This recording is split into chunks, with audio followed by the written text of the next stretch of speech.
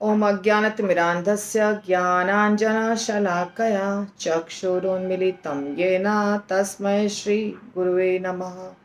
श्रीचैतन्यमनोभीष्टं स्थापितं येन भूतले स्वयं रूपः कदा मह्यं ददाति स्वपदान्तिकं। वन्देऽहं श्रीगुरो श्रीयुतापदकमलं श्रीगुरून् वैष्णवांश्च श्रीरूपं साग्रजातं सहगण रघुनाथान्वितं तं सजीवं साद्वैतं सावधूतं परिजनसहितं कृष्णचैतन्यदेवं श्रीराधा कृष्णपादान् सहगण ललिता श्रीविशाखान्विताश्च। नमः ओं विष्णुपादाय कृष्णप्रेष्ठाय भूतले श्रीमते भक्तिवेदांत स्वामिन् इति नामिने। नमस्ते सारस्वती देवे गौरवाणी प्रचारिणे निर्विशेष शून्यवादी पाश्चात्य देशतारिणे। जय श्री कृष्ण चैतन्य प्रभु नित्यानंद श्री अद्वैत गदाधर शिवासादि गौर भक्त वृंद। हरे कृष्णा कृष्णा कृष्णा हरे हरे, हरे राम राम राम हरे हरे। ईशोपनिषद मंत्र 1। ईशावास्यम इदं सर्वं यत्किंच जगत्यां जगत् तेन त्यक्तेन भुंजीथा मा गृधः कस्य स्विदधनम्। तो इसका उच्चारण हमने कर लिया है, हमें सिर्फ इसका परपोर्ट देखना है, क्या इसका अर्थ है और क्या इसका वर्णन है श्रील प्रभुपाद के द्वारा। ईश भगवान आवास्यम नियंत्रित इदम यह सर्वम संपूर्ण यत किंच जो भी जगत्याम ब्रह्मांड के भीतर जगत जड़ चेतन सब कुछ तेना उसके द्वारा त्यक्तेन पृथक रखा गया भुंजी था तुम्हें स्वीकार करना चाहिए मां नहीं गृध प्राप्त करने का प्रयास कस्य स्विद अन्य किसी की धनम संपत्ति को। इस ब्रह्मांड के भीतर की प्रत्येक जड़ और चेतन वस्तु भगवान द्वारा नियंत्रित है और उन्हीं की संपत्ति है। अतएव मनुष्य को चाहिए कि अपने लिए केवल उन्हीं वस्तुओं को स्वीकार करे जो आवश्यक है और जो उसके भाग के रूप में नियत कर दी गई है। मनुष्य को यह जानते हुए कि अन्य वस्तुएं किसी की हैं, उन्हें स्वीकार नहीं करना चाहिए। ठीक है, तो ये ऐसी चीज़ है जो हर व्यक्ति को जानना चाहिए और साधारणतया ये बोला भी जाता है कि चोरी नहीं करनी चाहिए, बेईमानी नहीं करनी चाहिए, किसी की संपत्ति हड़प नहीं करनी चाहिए, बोला जाता है। ऐसा नहीं कि नहीं बोला जाता, परंतु फिर भी होता नहीं है। तो ये उपनिषद के मंत्र हैं जिसमें क्या बताया जा रहा है कि जितनी चीज़ें हैं, जितनी यानी जितनी, चाहे वो अचल हो, चाहे वो सचल हो, चाहे वो जड़ हो, चाहे वो चेतन हो, यानी कि कोई मनुष्य है या कोई जानवर है या कोई पेड़ पौधा है या कीड़े हैं या पहाड़ है या नदी है या धरती है, आकाश है, कोई भी चीज़ ऐसी नहीं है जो भगवान की नहीं हो। हर चीज़ के मालिक भगवान है। ठीक है, तो सब कुछ भगवान, सारी संपत्ति भगवान की है। पहले ये बात को समझना है। 2-3 बातें हैं जो समझना है बस। पहला क्या, जितनी चीज़ें, ऐसा नहीं कि ये मेरी पत्नी है, ये मेरा बेटा है, ये मेरी बेटी है, ये मेरे पति हैं, ये कंपनी में काम करने वाले सारे वर्कर मेरे हैं, ये नहीं, कुछ भी नहीं है हमारा। पत्नी भी मेरी नहीं है, बेटा भी मेरा नहीं है। सबको लगता है ना कि ये मेरा है। तो ये सारी चीज़ भगवान की है, ज़मीन जायदाद घर द्वार सब कुछ। पहली बात ये समझना है। अब दूसरी बात क्या समझनी है, और ये सिर्फ उनकी संपत्ति है नहीं, उन्हीं के द्वारा कंट्रोल की जा रही है, नियंत्रित भी की जा रही है उन्हीं के द्वारा। अतएव अब हमें क्या करना है, कुछ चीज़ें हमें दिया है भगवान ने, ये तुम्हारा है। जो चीज हमें भगवान ने दिया है उसको स्वीकार करना है बस। उसके सिवाय जितनी चीजें हैं जो हमें नहीं दिया है वो दूसरे की है, इसीलिए उसको टच नहीं करना है। तात्पर्य, वैदिक ज्ञान अमोघ है क्योंकि यह साक्षात भगवान से प्रारंभ होने वाली गुरुओं की पूर्ण परंपरा से होकर आता है। वैदिक ज्ञान का पहला शब्द भगवान द्वारा उच्चारित हुआ था और यह दिव्य स्रोतों से प्राप्त किया गया है। भगवान द्वारा उच्चारित शब्द अपौरुषेय होते हैं। इससे यह सूचित होता है कि शब्द किसी सांसारिक पुरुष के द्वारा नहीं कहे गए। ठीक है, तो ये उपनिषद वेदों का ही हिस्सा है, इसीलिए कहा जा रहा है कि क्या होता है वैदिक ज्ञान में और साधारण में ज्ञान में क्या फर्क है। प्रभुपाद बहुत पीछे से जाके बताना शुरू कर रहे हैं, ठीक है ना, कि क्यों हमें बात माननी चाहिए शास्त्रों की। और शास्त्र किसको कहते हैं? शास्त्र यानी जो भगवान के द्वारा बोले गए। ठीक है, तो वैदिक ज्ञान जो है वो अपौरुषेय कहा जाता है। अपौरुषेय यानी किसी साधारण व्यक्ति ने उसको नहीं बोला है। ये किसी संसारी व्यक्ति के द्वारा बोला गया नहीं है, ये भगवान के द्वारा बोला गया है, इसीलिए इसको अपौरुषेय कहा था। और इसमें कोई दोष नहीं है, इसमें कोई त्रुटि नहीं है। क्यों?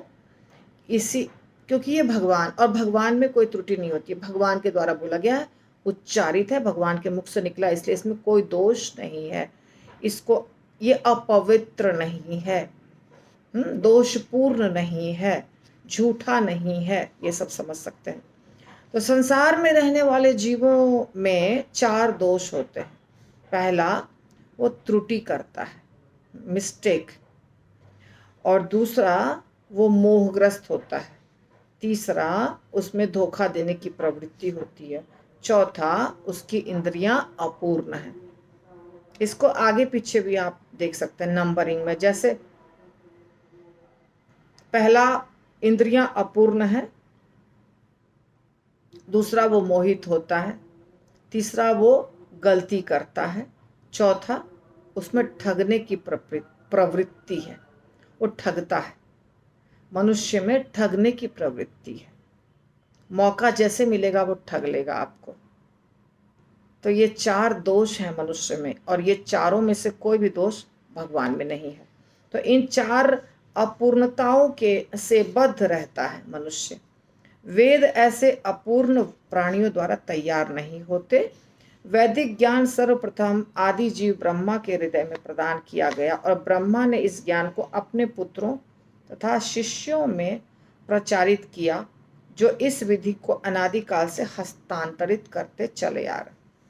तो ब्रह्मा जी को भगवान ने ज्ञान दिया हृदय में। भगवान ज्ञान देते हैं तो हृदय में देते हैं, सीधा ट्रांसफर होता है। ब्रह्मा जी को भगवान ने ज्ञान दिया, फिर ब्रह्मा जी ने, और जो हमारी परंपरा है वो ब्रह्मा जी से ही आ रही है, तो ब्रह्मा जी ने फिर अपने पुत्रों को भी दिया, शिष्यों को भी दिया। अब ब्रह्मा जी क्रिएटर हैं तो वहीं से सब हो रहा है। मतलब अगर शिव जी से परंपरा आ रही है तो शिव जी हालांकि अलग भी हैं, परंतु ब्रह्मा के पुत्र के रूप में भी रुद्रावतार हुआ है।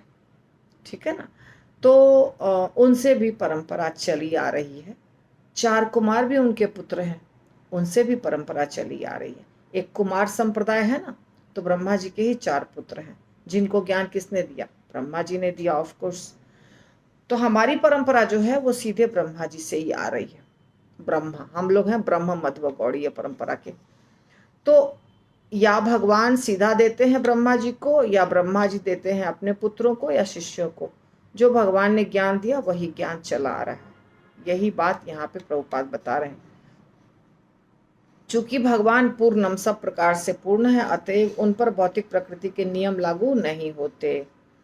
लेकिन जीव तथा जड़ पदार्थ प्रकृति के नियमों द्वारा अंततः भगवान की शक्ति द्वारा नियंत्रित होते हैं, है ना। ये बात को समझना बहुत आवश्यक है। भगवान जो है वो कंट्रोलर हैं, भगवान ईश्वर हैं, हम ईश्वर नहीं हैं। हम ईश्वर नहीं हैं। हम क्या हैं? हम भोक्ता नहीं हैं, हम भोग्या है। भगवान भोक्ता है। तो भगवान के बारे में पहले बताया गया, ओम पूर्णमदः पूर्णमिदं पूर्णात् पूर्णमुदच्यते, ये श्लोक, यानी कि भगवान पूर्ण है, भगवान के ऊपर कोई नहीं है, ये भी बताया गया है। तो भगवान उसी को कहते हैं जो आदि पुरुष हैं, सृष्टि जिन्होंने रचना की है, और जो प्रथम पुरुष हैं, आदि पुरुष हैं, जिसकी चर्चा हो रही है शास्त्रों में, अभी हम जो देख रहे हैं। तो भगवान पूर्ण है कंप्लीटली। तो संसार का जो रूल है, सांसारिक नियम, वो भगवान के ऊपर लागू नहीं होता है, हमारे ऊपर लागू होता है।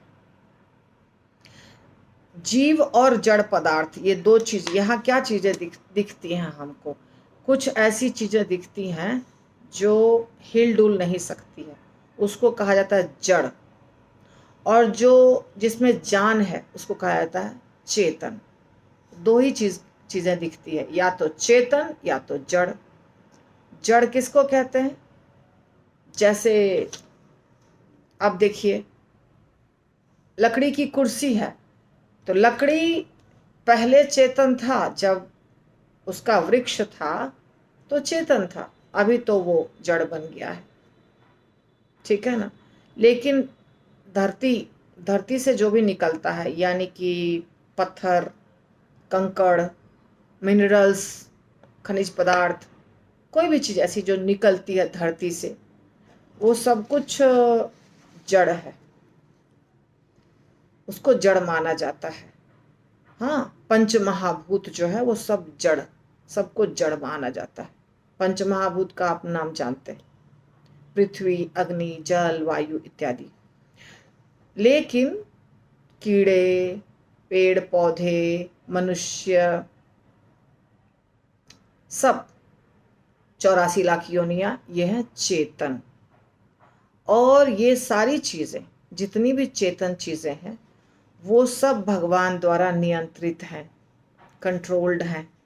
तो आप अगर सोचते हैं कि नहीं, भगवान तो हमको कंट्रोल नहीं कर रहे हैं, हम तो अपने मर्जी के मालिक हैं, तो ऐसा नहीं है। क्यों नहीं है? देखिए, हमारे शरीर में जो भोजन पचता है ना, ये भी हम स्वतः नहीं पचा सकते। भोजन पचेगा, फिर उसके बाद शक्ति मिलेगी, फिर वो शक्ति हमारे पूरे शरीर में जाएगा, फिर उस शक्ति से हम कोई कार्य करेंगे। भोजन को हम नहीं पचा सकते हैं, पहली बात। और भोजन जो मिलता है हमको खाने के लिए, वो भी बाहर से मिलता है, यानी प्रकृति से मिलता है। चाहे घास फूस कोई खाए, चाहे किसी प्राणी को मार के खा ले, पर दोनों चीज आप बाहर से ही लेके खा रहे हैं ना। यानी कि आप फल खा रहे हैं तो वो भी आपके शरीर के बाहर से आप ले रहे हैं, या अर्थात आप बाजार से खरीदें, अपने पेड़ से तोड़ के लें, या खेत में उगा के लें, या मुर्गा को खा लें, गैया का दूध पी लें, पानी पी लें, ये सारी चीज़ें प्रकृति में है ना, ये तो आपके शरीर के बाहर की चीज़ है। तो इन चीज़ों के द्वारा आप अपने शरीर में डालते हैं खाने पीने की चीज़ें, हवा सांस लेते हैं, पानी पीते हैं और खाते हैं। इसके द्वारा आपके शरीर में ऊर्जा का निर्माण होता है, पाचन क्रिया के द्वारा। तो ये सारी चीज़ें कौन कर रहा है? भोजन आपको प्रकृति माता दे रही है, और शरीर के अंदर जो पाचन क्रिया हो रही है, तो यहाँ पे भी भगवान है। अहम वैश्वानरो भूत्वा पचामी अन्न चतुर्विधम, भगवान कहते हैं। मैं वैश्वानर होके चारों तरह के खाद्य पदार्थ को पचाता हूँ। तो हमारे शरीर में जो पाचन क्रिया होती है वो भी भगवान के द्वारा होती है। हमारी जो आई लीड्स, आँखों की पलकें मूव हो रही है, वो भगवान, वो देवता के द्वारा हो रही है। अलग अलग देवता हैं हमारे शरीर में, अलग अलग देवता अलग अलग शरीर के अंगों के मालिक हैं। तो शरीर की सारी क्रियाएं देवताओं के द्वारा कंट्रोल्ड हैं। तो देवताओं के द्वारा हो या प्रकृति माता के द्वारा हो, फाइनली सबकी बागडोर भगवान के हाथ में है, यानी हमारा शरीर चल रहा है भगवान की कृपा से। यह ईशोपनिषद यजुर्वेद का अंश है। ये ईशोपनिषद जो बुक हम पढ़ रहे हैं, ये किस वेद से लिया गया है बताइए? यजुर्वेद। 4 वेद है ना, 4 वेद में एक वेद है यजुर्वेद। यजुर्वेद से निकला है ईशोपनिषद। फलस्वरूप इसमें इस ब्रह्मांड में स्थित समस्त वस्तुओं के स्वामित्व के विषय में जानकारी मिलती है। इसकी पुष्टि भगवद गीता में हुई है, जिसमें 2 प्रकार की प्रकृति है, परा और अपरा। ये हमने आपको बताया है पहले। श्लोका है 7.4 और 5। प्रकृति के सब तत्व पृथ्वी, अग्नि, जल, वायु, आकाश, मन, बुद्धि, अहंकार भगवान की अपरा तथा भौतिक प्रकृति से संबंधित है, और जीव और चेतन भगवान की परा प्रकृति है ना। परा यानी सुपीरियर एनर्जी, अपरा यानी इंफीरियर एनर्जी। भूमि रापो नलो वायु खंग मनो बुद्धि रेव च अहंकार इत्यम में भिन्ना प्रकृति अष्टधा। इसका वर्णन है भगवद गीता में, है ना।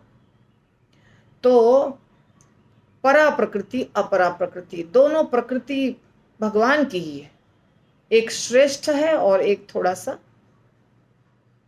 नीचे है। श्रेष्ठ प्रकृति जो है वो उसमें जीव आत्मा आते हैं, और जो निम्न प्रकृति है उसमें जड़ चीजें, जो जड़ है, जड़ पदार्थ है, वो आते हैं।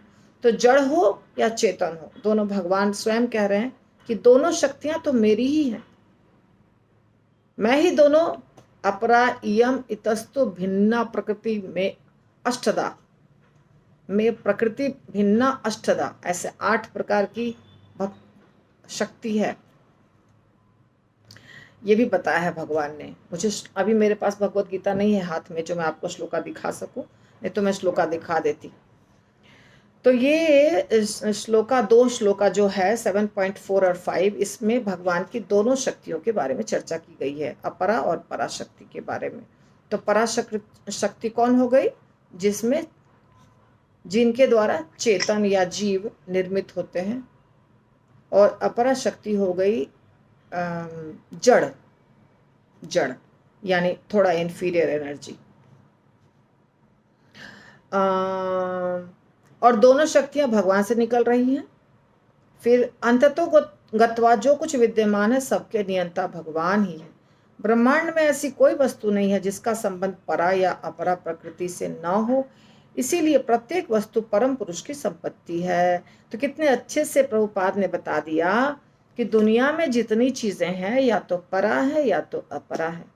तो परा है तो भी अपरा है तो भी, दोनों तो भगवान कृष्ण की शक्ति है। इसका मतलब दुनिया की जितनी भी चीजें हैं, दुनिया में जितनी भी चीजें हैं या दुनिया में जो भी चल रहा है, वो सब कुछ भगवान के कंट्रोल में है, और सब कुछ के मालिक भगवान स्वयं है, कृष्ण भगवान। इसका मतलब हुआ सब संपत्ति के मालिक भगवान, सब संपत्ति के मालिक भगवान। परम पुरुष अर्थात भगवान एक पूर्ण पुरुष हैं, और उनके पास अपनी विभिन्न शक्तियों के द्वारा हर वस्तु को समन्वित करने की पूर्ण बुद्धि है। सही बात है। बहुधा परम पुरुष की तुलना अग्नि से की जाती है, और सारी जड़ तथा चेतन वस्तुओं की तुलना अग्नि के ताप तथा प्रकाश से की जाती है। जिस प्रकार अग्नि ताप तथा प्रकाश के रूप में शक्ति का वितरण करती है, उसी प्रकार भगवान भी विभिन्न प्रकारों से अपनी शक्ति का प्रदर्शन करते हैं।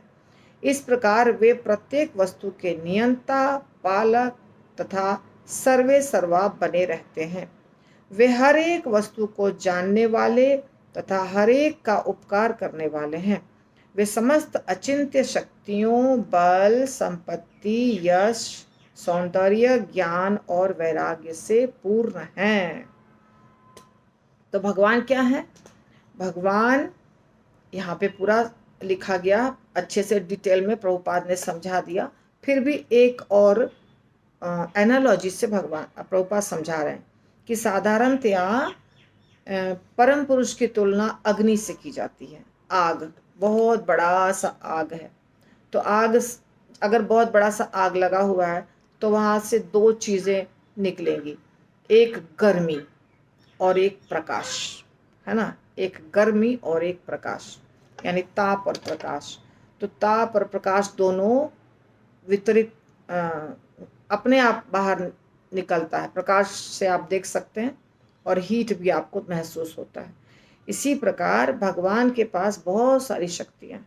तो भगवान की तुलना उस बड़े अग्नि से अगर कर दीजिए आप, तो बड़ी सी अग्नि है तो उससे प्रकाश भी निकल रहा है और हीट भी निकल रहा है। इसी प्रकार भगवान से बहुत सारी शक्तियाँ निकलती हैं, एनर्जी निकलती है। और वो सारी जो एनर्जी होती है, जैसे कहते हैं लोग ना, भगवान, कब कुछ लोग ऐसा कहते हैं कि एनर्जी ही सब कुछ है, परंतु एनर्जी सब कुछ नहीं है। एनर्जी कहाँ से आती है? किसी चीज़ से एनर्जी आती है ना, ज़ीरो से एनर्जी तो नहीं आती है। तो एनर्जी तो कुछ नहीं है, एनर्जी जो मूल स्रोत है उससे निकल रही है। तो भगवान उसके खान हैं, यानी वहाँ कह सकते हैं पावर हाउस है जहाँ से एनर्जी निकल रही है। तो अगर अग्नि का बड़ा सा आप मान लें, तुलना करके कि अग्नि का बड़ा सा एक स्रोत है जहाँ पे अग्नि है, तो वहाँ से दो चीज़ें क्लियर कट निकलती है, एक प्रकाश और एक हीट। तो इसी प्रकार एनर्जी निकल रही है भगवान से। जैसे कि एक एनर्जी है पराशक्ति, एक एनर्जी है अपराशक्ति। तो इसीलिए समस्त चीज़ें जो होती हैं, सब चीज़ के, जितनी दुनिया में चीज़ें हैं, सबके कंट्रोलर, नियंता, पालक, सर्वे सर्वा भगवान है। और हर वस्तु को जानते भी भगवान है, सर्वज्ञ हैं। और जितनी भी शक्तियाँ हैं, बल है, संपत्ति है, यश है, सौंदर्य है, ज्ञान है, वैराग्य है, सब भगवान में पूर्ण रूप से 100% रूप से है। अतएव मनुष्य को इतना तो बुद्धिमान होना ही चाहिए कि वह यह जान ले कि भगवान के अतिरिक्त अन्य कोई किसी वस्तु का स्वामी नहीं है। तो स्वामी कौन है? सिर्फ और सिर्फ भगवान, मालिक भगवान। तो हमें क्या करना है? हमें कितनी चीज़ें लेनी है? हमें उतना ही लेना है जितना के ऊपर हमारा अधिकार है, जो हमारे लिए भगवान ने दी है। उदाहरणार्थ, गाय दूध देती है किंतु दूध पीती नहीं है, वो खाती है घास, और उसका दूध मनुष्यों के लिए भोजन है। ऐसी है व्यवस्था भगवान की। हमें उन्हीं वस्तुओं से संतुष्ट रहना चाहिए जिन्हें उन्होंने हमारे लिए नियत कर दिया है, और हमें सदैव स्मरण रखना चाहिए कि जो वस्तुएं हैं वे वास्तव में किसकी हैं। उदाहरणार्थ, एक उदाहरण दिया कि गाय जो है वो खाती है घास, देती है दूध। तो घास किसको खाना चाहिए? गाय को। दूध किसको पीना चाहिए? हमको। अब हम गाय को ही काट के खा लें तो ये गलत है ना, ये गलत है। घोड़ा को आप कितना भी खिलाएंगे मांस, घोड़ा मांस नहीं खाएगा, घोड़ा घास खाएगा। और शेर को आप कितना भी देंगे घास, वो घास नहीं खाएगा, वो मांस खाएगा। क्योंकि शेर के लिए मांस बना हुआ है और घोड़े के लिए घास बना हुआ है, प्रकृति के नियम के अनुसार। तो घोड़ा अपना स्वभाव नहीं बदलता है और शेर भी अपना स्वभाव नहीं बदलता है। शेर को आप भूखा मार दीजिए फिर भी वो घास नहीं खाएगा। उसी प्रकार बकरी को आप दे दीजिए मांस, घोड़े को आप दे दीजिए मांस, गाय को आप दे दीजिए मांस, ये लोग मांस नहीं खाएंगे, ये शाकाहारी प्राणी है। पर मनुष्य इतना बड़ा शैतान हो गया है कि वो मांस खाता है। मनुष्य जो है गाय को, जो गाय माता है, क्यों गाय माता है? जैसे हम जन्म लेते हैं तो अपनी माता का दूध पीते हैं, तो माता को हम प्यार करते हैं, माता ने दूध पिलाया। किसी बच्चे को याद नहीं है कि माता ने दूध पिलाया, क्योंकि जब हम दूध पीते रहते हैं तब तो बहुत छोटे रहते हैं, पर हम देखते हैं दूसरे बच्चों को कि वो अपनी माता का दूध पी रहे हैं, तो हमको पता है कि हमने भी पिया था। हमारी माता भी बताती है और हमें पता भी है कि हमने भी माता का दूध पिया है कभी न कभी, भले हमको याद नहीं है, लेकिन हम माता को तो बहुत प्यार करते हैं। उसी प्रकार गैया का भी हम दूध पीते हैं, तो गाय भी तो माता हो गई ना। हम सब गाय का दूध पीते हैं, तो हम सबकी माता है। तो माता को ही काट दिया और खा गए। मतलब इतना शैतान हो गया है मनुष्य कि जब आप देख रहे हैं कि बाकी सारे प्राणी अपना अपना भोजन करें, तो आपका भोजन कैसे हो गया मांस? आपका भोजन मांस नहीं है, आपका भोजन दूध है। आपके माता ने आपको दूध पिलाया है और बचपन से ही आपका जो शरीर बना हुआ है वो शाकाहारी का शरीर बना हुआ है। फोर्सफुली मांसाहार कर रहे हैं। अगर आप मांसाहारी बने होते तो बचपन से लेके मांस ही खाते, जैसे शेर खाता है हमेशा मांस ही। बहुत सारे प्राणी हैं जो हमेशा वैसा ही चीज खाते हैं, उनका शरीर वैसा बना हुआ है। ठीक है, दो प्रकार के प्राणी होते हैं, शाकाहारी जानवर और मांसाहारी जानवर। तो मांसाहारी मांस खाते हैं, शाकाहारी शाक खाते हैं। पर मनुष्य दोनों चीज खाता है, मांस भी खा लेता है, शाक तो खाता ही है। तो ये मनुष्य की बदमाशी है। ठीक है, दूसरा उदाहरण दे रहे हैं। घर मिट्टी, लकड़ी, पत्थर, लोहा, सीमेंट तथा अन्य भौतिक वस्तुओं से बना होता है। यदि हम श्री ईशोपनिषद के अनुसार विचार करें तो यह जान लेना चाहिए कि हम इन पदार्थों में से किसी एक को भी उत्पन्न नहीं कर सकते। हम केवल उन्हें पास पास लाके रख सकते हैं और अपने श्रम से एक आकार दे सकते हैं। कोई श्रमिक अपने को किसी वस्तु का स्वामी केवल इसीलिए नहीं कह सकता क्योंकि उसने उसे तैयार करने में कठिन श्रम किया है। सही बात है कि जितनी चीज़ें हैं जिनसे घर बनता है, लकड़ी हो, पत्थर हो, सीमेंट हो, बालू हो, छड़ हो, वो तो कोई चीज़ हमने प्रोड्यूस नहीं किया है। हम तो नहीं बना सकते हैं वैसा कोई चीज़, पर वो प्रकृति में था, हमने उसको जमा करके एक शेप दे दिया, एनर्जी लगा के। हमारे पास जो एनर्जी है, वास्तव में वो एनर्जी भी तो आपको भगवान ने ही दिया है, पर ठीक है। तो अगर हमने उसको जोड़ दिया तो वो हमारा हो गया, ऐसा तो नहीं होता है। जोड़ दिया फिर भी वो भगवान का ही है। आधुनिक समाज में श्रमिकों तथा पूंजीपतियों में सदैव झगड़ा होता है। इस झगड़े ने अंतरराष्ट्रीय रूप ग्रहण कर लिया है और अब विश्व संकट में है। मनुष्य एक दूसरे से शत्रुता बरतते हैं, कुत्ते बिल्लियों की तरह एक दूसरे पर गुर्राते हैं। श्री ईशोपनिषद कुत्ते बिल्लियों को उपदेश नहीं दे सकती, लेकिन मनुष्य को तो प्रामाणिक आचार्य के माध्यम से ईश्वर का संदेश प्रदान कर सकती है। मानव जाति को चाहिए कि श्री ईशोपनिषद के इस वैदिक ज्ञान को ग्रहण करे और भौतिक स्वामित्व के लिए न झगड़े। सही है, भक्त भी झगड़ा करते हैं, ऐसा नहीं कि भक्त झगड़ा नहीं करते, खूब झगड़ा करते हैं। श्रील प्रभुपाद के जो गुरु भाई सब थे, यानी कि श्रील भक्ति सिद्धांत सरस्वती ठाकुर महाराज के शिष्यगण जो प्रभुपाद के गुरु भाई थे, वो लोग झगड़ा कर रहे थे और ये मालूम था। श्रील भक्ति सिद्धांत सरस्वती महाराज ने प्रभुपाद को कहा था, आगुन आगुन जोलिबे, मतलब आग लगने वाली है, क्योंकि ये रूम मेरा तो ये रूम मेरा तो ये रूम मेरा। जब कुछ मठ बना, जैसे गौड़ीय मठ बनाए थे भक्ति सिद्धांत सरस्वती महाराज ने, 64 गौड़ीय मठ बनाए थे। 64 गौड़ीय मठ स्थापित किया था उन्होंने।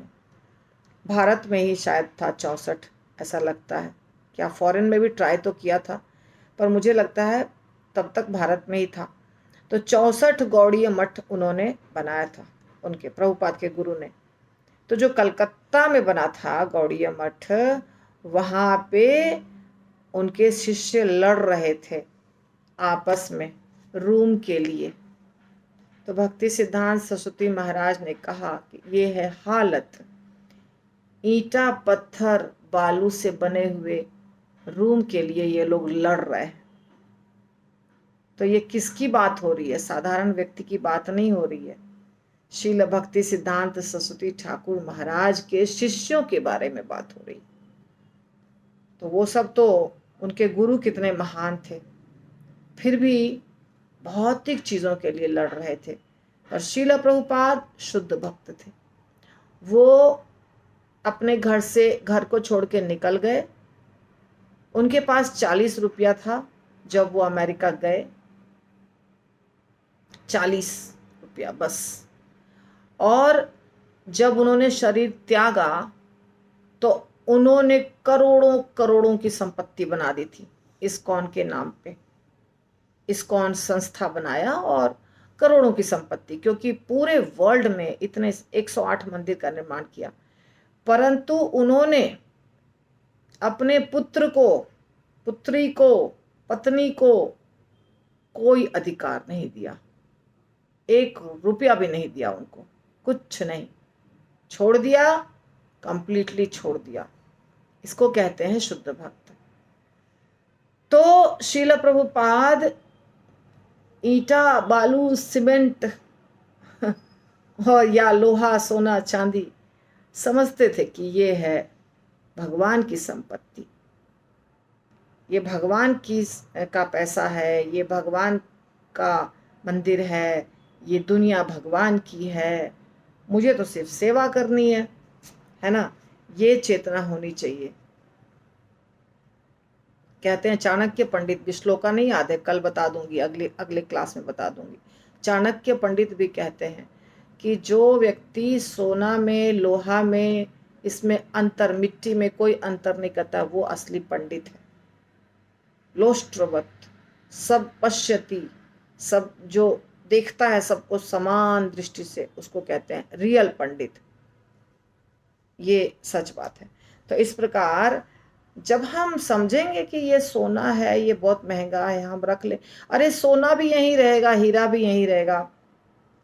रानी विक्टोरिया, जो इंग्लैंड की रानी थी, विक्टोरिया, क्वीन विक्टोरिया, एलिजाबेथ, ये सब इंग्लिश समय की, हमारा जब देश गुलाम था तब की रानी थी। तो हमारे देश से सोमनाथ जी का जो मंदिर है, बहुत सोना था उसमें। द्वारका सोमनाथ में जो मंदिर है गुजरात में, उसमें बहुत सोना लगा हुआ था। और भी मंदिरों में बहुत सोने की मूर्तियां थी। भगवान के विग्रह सोने के हुआ करते थे, पूरा का पूरा विग्रह, भारी भारी वजनदार।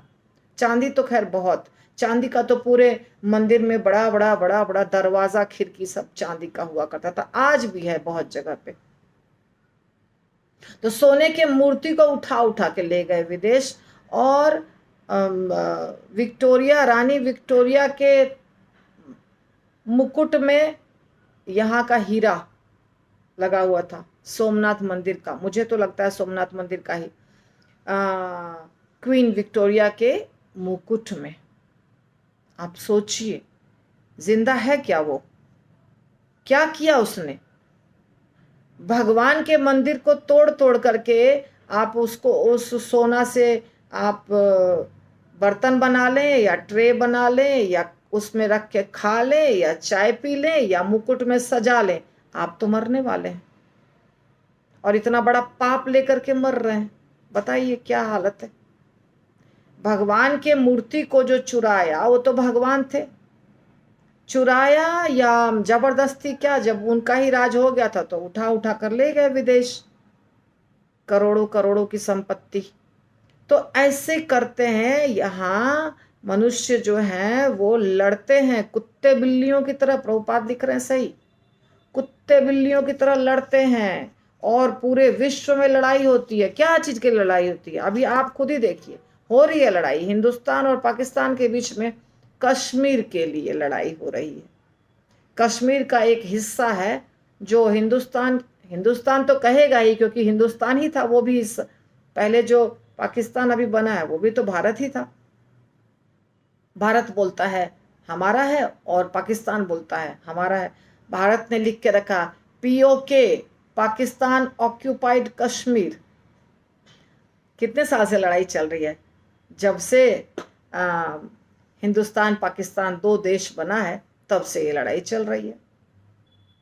अयोध्या में जब अयोध्या की लड़ाई जो अभी जीत लिया, हमारे देश में जो अंदर में अयोध्या में जो लड़ाई चल रही थी, वहाँ भी वही हालत, मुसलमान लोगों ने तोड़ दिया मंदिर, फिर लड़ाई हुई, फिर 550 साल से वो चल रहा था केस, तो जीता और मंदिर बना। उतना दिन में कितने लोग मर गए, मनुष्य तो चले गए ना। भगवान का मंदिर बना या मंदिर नहीं बना, पर जो लड़ते हैं धरती के लिए वो तो मिट जाते हैं, वो तो समाप्त हो जाते हैं। हम अगर हीरा के लिए लड़ाई करेंगे, हीरा तो यहीं रहेगा पर मैं चली जाऊंगी, क्यों लड़ाई करना है बताइए। ये मानना है कि ये पत्थर है, हीरा भी उसको लिखा, आप अगर हीरा खरीदिएगा,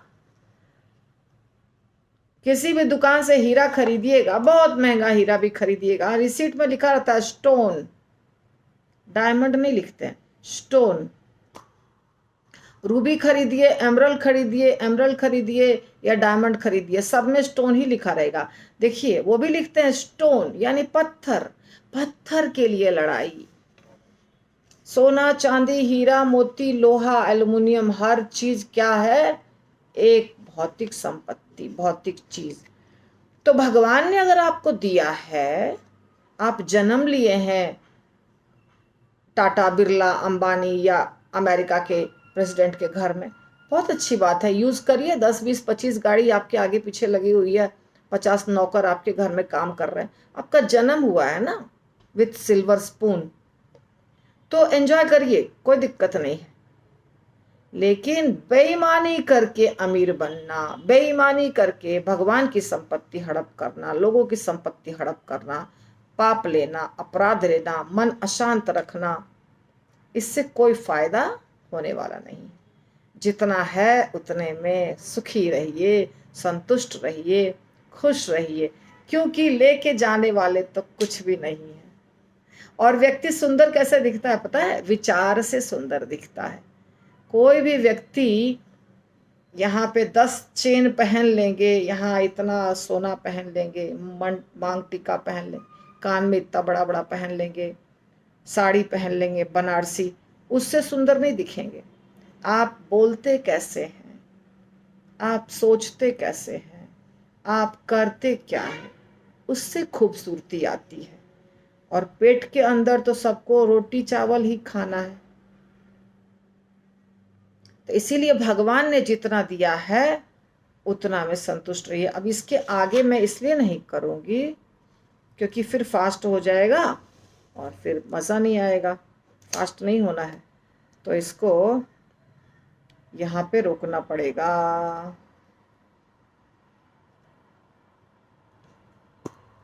अगले क्लास में होगा ये, ठीक है। श्रील प्रभुपाद की जय। हरे कृष्णा।